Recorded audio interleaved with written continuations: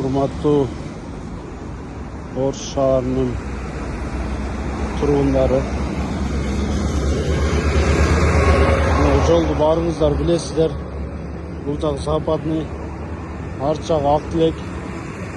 Мына мамлекетибиз өнүгүп жатат. Жолдорду салып атат, велодорожканы, тротуарлар салып, сонун кылып газон эгип койду.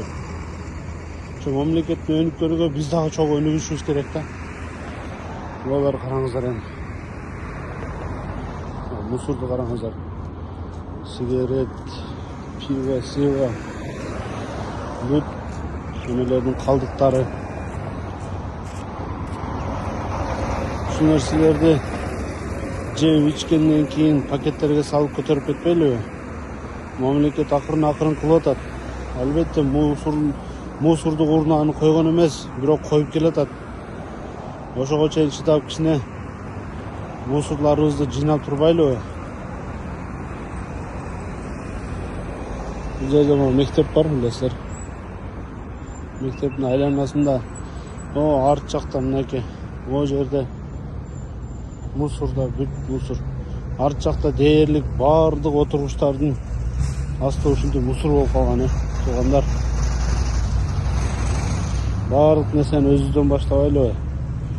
Балдарыбызга үйдөн үйрөтпөйлүбү? Ошо мусоруңду таштаба. Мусорный бакка сал, бак жок болсо чөнтөгүңө сал, чөнтөгүң жок болсо сумкаңа сал деп үйрөтпөйлүбү? Ошол нерселерди өзүбүз кылбайлыбы? Мамлекетибиз кылбайт, мамлекет эчтеке кылбайт деп кыйкыр диванда жаттык. Мына кылып аткандан кийин биз дагы ошого жараша мамлекетибизге хотя бы ушул мусорубузду таштабай жардам бербейлиби? Не дейсиздер? Монун астында караңыздар.